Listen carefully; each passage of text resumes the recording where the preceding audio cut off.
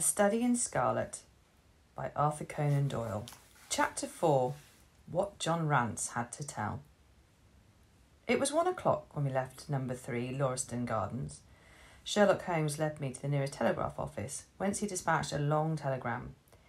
He then hailed a cab and ordered the driver to take us to the address given us by Lestrade.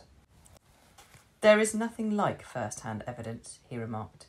"As a matter of fact, my mind is entirely made up upon the case, but still we may as well learn all that is to be learned." "You amaze me, Holmes," said I. "Surely you are not as sure as you pretend to be of all those particulars which you gave." "There's no room for a mistake," he answered. "The very first thing which I observed on arriving there was that a cab had made 2 ruts with its wheels close to the curb. Now, up to last night, we have had no rain for a week, so that those wheels which left such deep impression must have been there during the night. There were the marks of the horses' hoofs too, the outline of one of which was far more clearly cut than that of the other 3, showing that that was a new shoe. Since the cab was there after the rain began, and was not there at any time during the morning, I have Gregson's word for that, it follows that it must have been there during the night, and therefore that it brought those 2 individuals to the house." "That seems simple enough," said I. "But how about the other man's height?"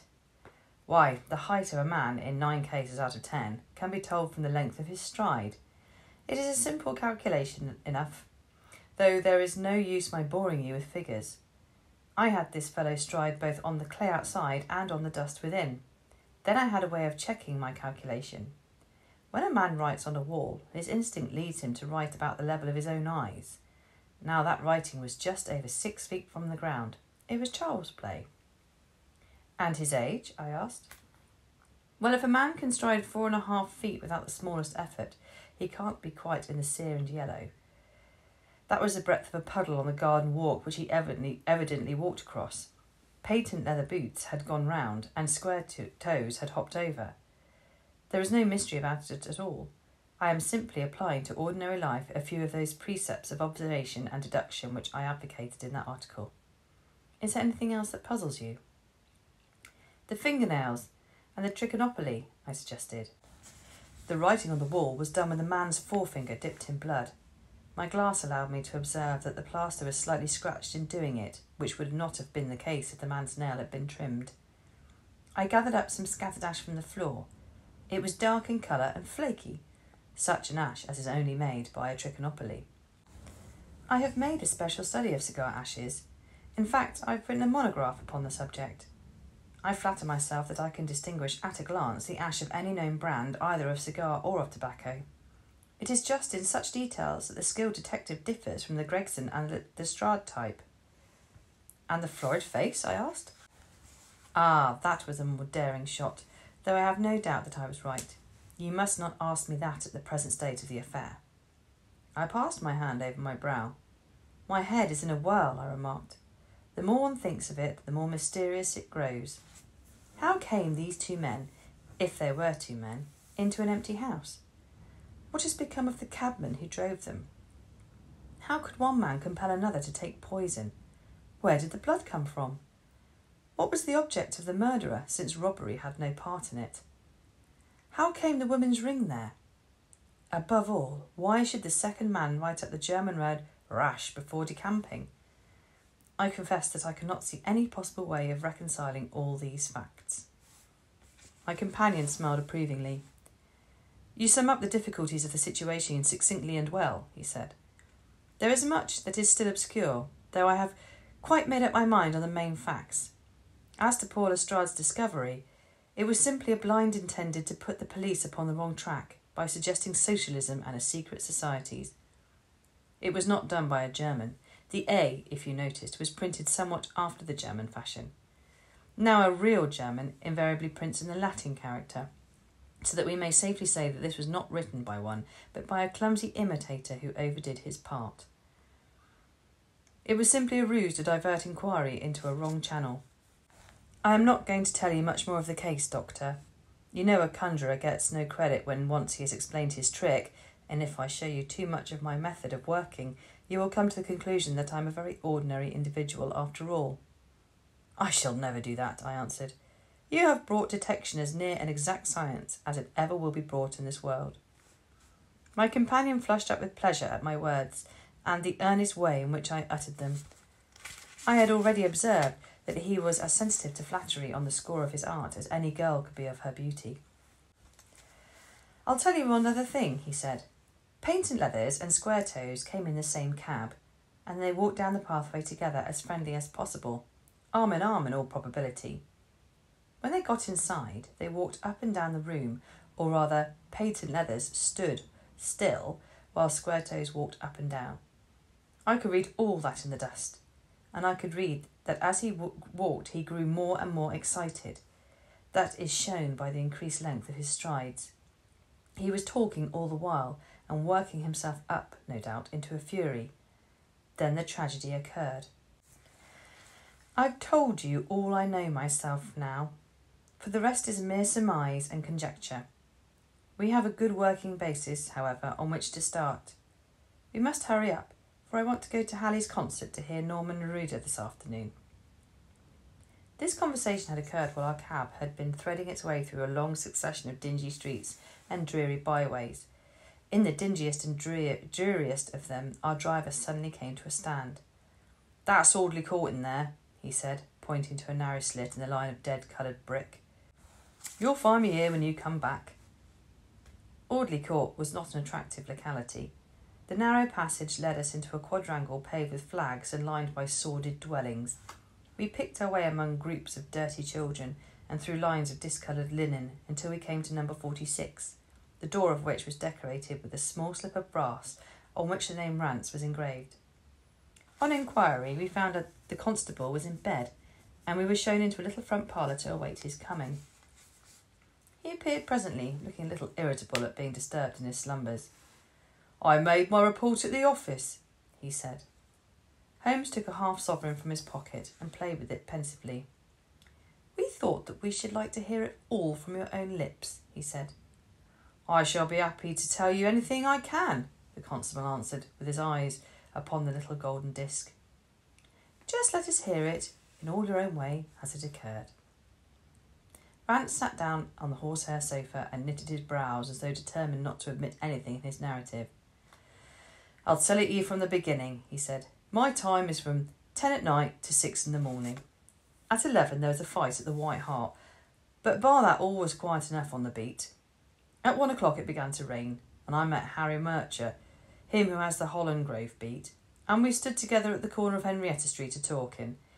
Presently, maybe about 2 or a little after, I thought I would take a look around and see that all was right down the Brixton Road. It was precious dirty and lonely. Not a soul did I meet in the way down, though a cab or two went past me. I was strolling down, thinking between ourselves how uncommonly handy a 4 of gin hot would be, when suddenly the glint of a light caught my eye in the window of that same house. Now I knew them 2 houses in Lauriston Gardens was empty on account of him that owns them, who won't have the drains seen to, though the very last tenant that lived in one of them died of typhoid fever. I was not all in a heap, therefore, at seeing a light in the window, and I suspected as something was wrong. When I got to the door, you stopped, and then walked back to the garden gate," my companion interrupted. "What did you do that for?" Rance gave a violent jump and stared at Sherlock Holmes with the utmost amazement upon his features. "Why, that's true, sir," he said, "though how you come to know it, heaven only knows. You see, when I got up to the door, it was so still and so lonesome that I thought I'd be none the worse for someone with me. I ain't feared of anything on this side of the grave, but I thought that maybe it was him that died of the typhoid inspecting the drains what killed him. The thought gave me a kind of turn, and I walked back to the gate to see if I could see Murcher's lantern, but there was no sign of him, nor of anyone else." "There was no one in the street?" "Not a living soul, sir, nor as much as a dog. Then I pulled myself together, went back and pushed the door open. All was quiet inside, so I went into the room where the light was a-burning. There was a candle flickering on the mantelpiece, a red wax one, and by its light I saw— Yes, I know what you saw. You walked around the room several times, and you knelt down by the body, and then you walked through and tried the kitchen door, and then—" John Rance sprang to his feet with a frightened face and suspicion in his eyes. "Where was you hid to see all that?" he cried. "It seems to me that you knows a deal more than you should." Holmes laughed and threw his card across the table to the constable. "Don't get me arresting for the murder," he said. "I am one of the hounds, and not the wolf. Mr. Gregson and Mr. Lestrade will answer for that. Go on, though. What did you do next?" Rance resumed his seat, without, however, losing his mystified expression. "I went back to the gate and sounded my whistle. That brought Murcher and 2 more to the spot." "Was the street empty then?" "Well, it was, as far as anybody that could be of any good goes." "What do you mean?" The constable's features broadened into a grin. "I've seen many a drunk chap in my time," he said, "but never anyone so crying drunk as that cove. He was at the gate when I came out, a-leaning up again the railings and a-singing at the pitch of his lungs about Columbine's newfangled banner or some such stuff. He couldn't stand, far less help." "What sort of man was he?" asked Sherlock Holmes. John Rance appeared to be somewhat irritated at this digression. "He was an uncommon drunk sort of man," he said. "He'd have found himself in the station if we hadn't been so took up." "His face, his dress, didn't you notice them?" Holmes broke in impatiently. "I should think I did notice them, seeing that I had to prop him up, me and Murcher between us. He was a long chap, with a red face, the lower part muffled round." "That'll do," cried Holmes. "What became of him?" "We didn't have to do without looking after him," the policeman said in an aggrieved tone. "I'll wager he found his way home all right." "How was he dressed?" "A brown overcoat." "Had he a whip in his hand?" "A whip? No." "He must have left it behind," muttered my companion. "You didn't happen to see or hear a cab after that?" "No." "There's half a sovereign for you," my companion said, standing up and taking his hat. "I'm afraid, Rance, that you'll never rise in the force. That head of yours should be for use as well as ornament. You might have gained your sergeant's stripes last night. The man whom you held in your hands is the man who holds the clue of this mystery and whom we are seeking. There's no use of arguing about it now. I tell you that it is so. Come along, Doctor." We started off for a cab together, leaving our informant incredulous, but obviously uncomfortable. "The blundering fool," Holmes said bitterly, as we drove back to our lodgings. "Just to think of his having such an incomparable bit of good luck and not taking advantage of it." "I am rather in the dark still. It is true that the description of this man tallies with your idea of the second party in this mystery, but why should he come back to the house after leaving it? That is not the way of criminals." "The ring, man, the ring. That is what he came back for. If we have no other way of catching him, we can always bait our line with the ring." "I shall have him, Doctor. I'll lay you 2 to 1 that I have him. I must thank you for it all. I might not have gone but for you, and so have missed the finest study I ever came across. A study in scarlet, eh? Why shouldn't we use a little art jargon? There's the scarlet thread of murder running through the colourless skein of life, and our duty is to unravel it and isolate it and expose every inch of it. And now for lunch, and then for Norman Neruda. Her attack, her bowing are splendid. What's that little thing of Chopin's she plays so magnificently? Tra-la-la-la-la-la-la-la. Leaning back in the cab, this amateur bloodhound carolled away like a lark, while I meditated upon the many-sidedness of the human mind.